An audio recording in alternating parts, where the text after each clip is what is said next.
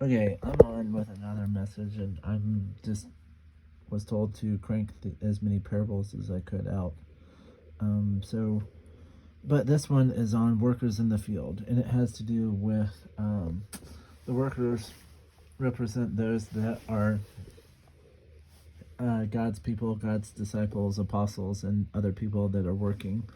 And as you know, if you've looked around, there's a whole lot that needs to be done with regards to helping people, and most people don't want to work. So this is Matthew 9. Jesus went through all the towns and villages, teaching in their synagogues, preaching the good news of the kingdom, and healing every disease and sickness. When he saw the crowds, he had compassion on them because they were harassed and helpless, like sheep without a shepherd. Then he said to his disciples, "The harvest is plentiful, but the workers are few. Ask the Lord of the harvest, therefore, to send out workers into the harvest field." So most people, from what I've seen, would rather talk the talk and not walk the walk. They would rather, it's like, hey, well, I'm too busy. I'm not going to go. So yes, there's a whole lot to do. There's all kinds of things that need to be done. And God specifically said that He would, that you could heal people, that you could help them, that you could cast out demons, and the demons are going rampant at this point, and wickedness, holy cow, is going crazy. If people would just step up and into the stuff that God told them to do, this world would be far different. And there's even a scripture in the Bible that says, if people would come back to me and and truly worship me and come after me, then I would heal the people and heal the land. And that's kind of paraphrasing, but basically, he wants people to come back to him fully, and he will heal their land. But when we don't heed, then we just kind of fall away.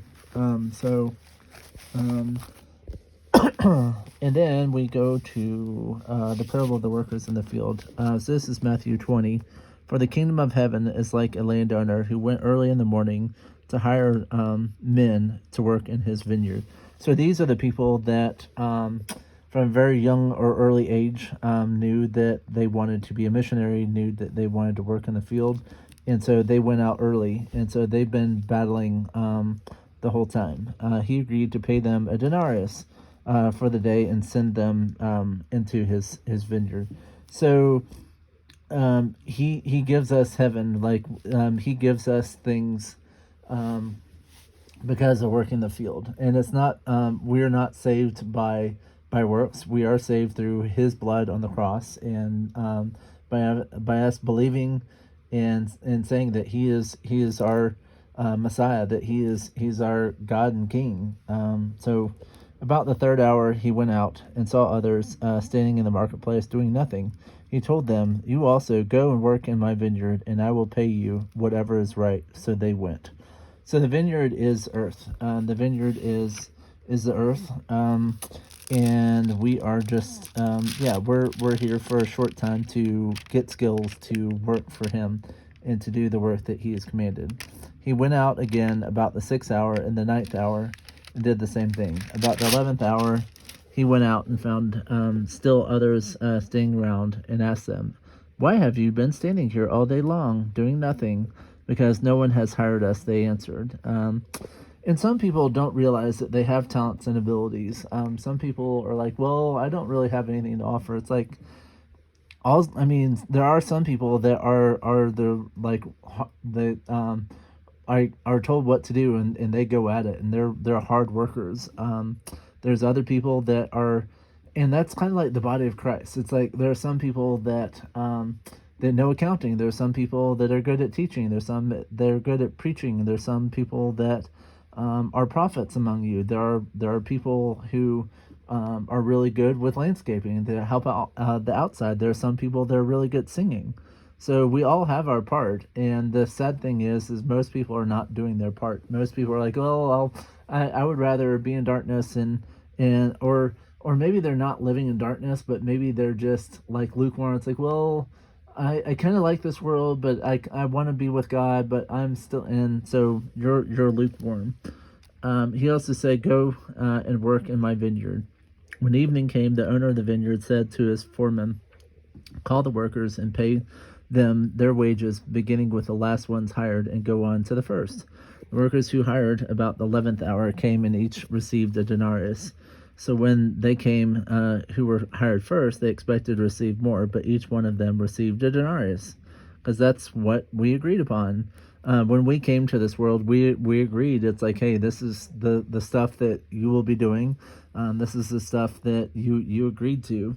Um, and I've heard that said, and I'm not sure. I mean, I've heard about soul contracts and that type of thing, and I don't know if and what that is true, but I have seen some like near death experiences where it talks like, hey, you're the one that asked to go here. And if you look up Dolores Cannon, she also talks on this. When they received it, they began to grumble against the landowner. These men who were hired last worked only 1 hour, they said, and you have made them equal to us, who have borne the burden of the work and the heat of the day.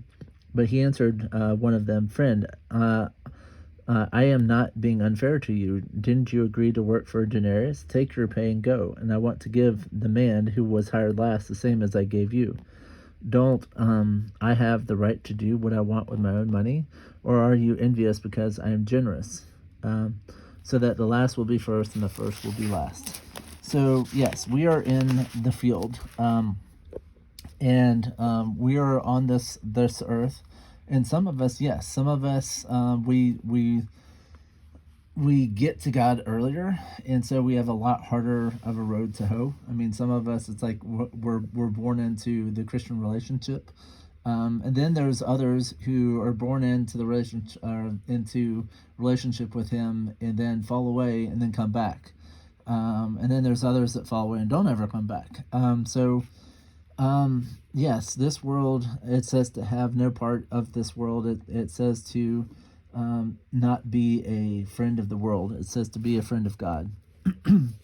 And so, so some people give their whole lives to be missionaries and to go wherever needed. Then there's others who don't hear about God, maybe because of circumstances and different reasonings behind why their life was the way it was. I mean, it's just, we all grow up in different countries in different sets of circumstances, and for some of us, I mean, we're taught not to question what's going on around us, especially lately. It's like, hey, don't question the narrative. It's like, okay, well, what I've learned is to question the heck out of the narrative. What I have learned is to not go along with whatever is being said, because we are in a very wicked time where Nephilim are walking around in human suits. And there are, I'm not going to go into it. But yeah, just like the days of Noah, Noah's day had a whole lot of Nephilim. Noah's day had one person preaching the truth and everyone else not preaching the entire truth. Exactly like what's happening today. People want a tickling of ears and not to be fully committed. They're like sitting on the fence. And I saw a video, I can't remember, it was within the last month or two, and the person was asked, it's like, that was sitting on the fence, to choose a side. It's like, well, I choose the fence. And then all of a sudden you see that Jesus disappeared, and the devil's like, I own the fence. So yeah, and that's what it also says in Revelation. So that's scripture relevant, where it says, if you don't return to me to your first love, then I will spit you out and remove your lampstand. Your lampstand is your access to heaven. So, yeah, God doesn't want you to be lukewarm. He wants you to be all in or not, and it's for you to choose. So, and yeah, life gets in the way. Some people get caught up in this world and with having kids, and they're like, oh, well, I'll do something after I have kids, and then their work is going well, and then it's like, oh, well, after I have some time, oh, when I'm retired. And it's like, so people get caught up in the world, and they get caught up with things around, and they're like, oh, well, I need money to live, I need cars and and a white picket fence and a companion, and so they get caught up with the world when God's like, hey, follow me and I'll and yes, there are some people that will get married, and there's others that are called um, to live a life without anyone. I mean, you'll have friends and stuff, but yes. So we live in a world where there's lots of ways to work, but working in the field means to providing shelter for those that need it, helping those going to hospitals and going to prisons and other places where people are. Sometimes God calls some of us to desolate places out in the middle of flipping nowhere, like there's places in Africa that most people have never gone, but there are people there. There's places in mountainous regions that are very hard to get to, and so like in South America, that yes, it's very hard to get to them, and God calls certain people. It's like, hey, you have the right skills, and I need you to go here. But yes, and it says many are called, but few are chosen. It's like so yeah, but the denarius signifies heaven. It's like we all are trying to, and some of us have been lied to and told that, oh well, there's no afterlife, oh there's no God. It's like, okay, well, so this world just magically poofed into existence. So if I put all the pieces, like the energy and whatever, and put all the pieces out, you're telling me that they'll just sporadically come together? That's never been proven. They've done lab tests and after lab tests and trying to manipulate the variables with regards to energy and with regards to um, different living stages of critters, and they've never been able to produce like the Big Bang. They've never been able to produce anything even remotely close to what God has created. They can't they outside they can try to explain away with science how everything formed. It's like, how was that tree outside my window? How was that formed, and how has it come together? So, and I'm getting off topic. So, but I have been a Christian and grew up in the church, and I thought I was living the right way. Like I went to church and went to Vespers and Sunday school and going and doing stuff, and then I got into college and I kind of didn't kind of backslide. I did backslide. I was still doing church stuff, but I felt two-faced because I was living part in the world and part in whatever. And I wasn't really, I don't know, there was a part of me that knew I wanted to do more missionary stuff, especially I went in like early 2000s and went to Ecuador in order to build a dorm for an area that was an agricultural area down in Ecuador, and I wanted to be a missionary, and God had other plans, and up until this point I didn't understand, and my life has been very interesting and going all over, but sometimes God has us come in at different times into the field. Like there are certain things that he wants us to learn or to do before he gets you to work. Um, so and then other times, what especially during this time is Yah intervenes, and what I mean, or Yahweh intervenes, and what I mean by that is he starts showing up in dreams and visions, and knocking you to your core. Like there are certain religions out there that want nothing to do with other religions, and so he wakes certain people up, knowing that they will fight for him. But yes, and sometimes it means losing everything. I mean, there are some people called that are living amongst, let's just say, various cultures and kicked out.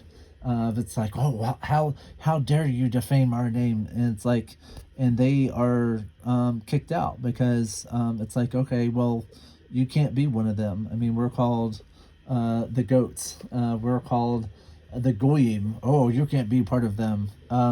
And when God specifically has said, and I even said it in my last message with the thing of the marriage supper, that that we are all called to do different things. But yes, sorry, not. I'm sorry. I'm getting, my mind is off track. But God in the marriage supper has invited everyone, and that's because most people make excuses to not want to go to heaven and to not put forth effort, because we think it'll be too hard. We think that the life of a Christian or in the truth is really hard and really difficult. Yes, you will get persecuted. Yes, you will have to go through hard times, but God says He'll be there. God says that He'll help you. And so and those saved at the last moment. There's one very big one that there was a convict who had every right to be on the cross, and he turned to Yeshua and he said, God, and he talked to Yeshua and asked him, it's like, when you come into your kingdom, remember me. And he was saved at his last breath. And those are the ones that enter by the skin of their teeth. So God gives you many chances to turn, but sometimes people are stubborn and hard headed, and yeah, it's just but just I mean, and I don't know if it would seem unfair. So there are people fighting tooth and nail and fighting and losing. They lose their sons or daughters or wives or husbands, and they're fighting. And so yeah, to them it's like, okay, well, I've lost a whole lot. It's like, and I'm fighting, and it's like, shouldn't I earn more or have more, because of we're fighting for our whole lives, and I've been doing this for so long. It's like, okay, well, shouldn't I get more than um, and you may be a little, it's like, peeved. It's like, okay, so they're earning the same thing that I am, and we all go to heaven. But I've seen, I don't know, images of heaven where near death experiences, and certain people have various mansions depending on how much that they work here on the earth. Um, and I don't know quite how that works, but yeah. Um, but yes, the earth is fleeting, and we should all want to make it to heaven, and we should all want to go to God, and He will protect us from the traps of Satan and tries to keep us on the right path. But if they're not workers in the field, and they're not people, then then we lose our way. Then we don't realize, it's like, that we're on the wrong path to begin with. I mean, some people are growing up in the middle of nowhere. It's like they only know one way, and it's like, if you're going up a certain way, it's like, okay, well, this is the way that I know, and there's no outside. And then so that's why God wants workers in the field, because He wants people to go to these certain places. It's like, okay, well, they've grown up for isolated for a very long time, and if God doesn't have workers to go to these isolated camps, um, then they won't know the truth. And it's like, and I really don't know, with regards to if there's no one to really tell you the truth, that you're not on the right way, and there's no one and no way to hear, like if they don't have access to internet or TV, which there are places, surprisingly, in the world that are like that, where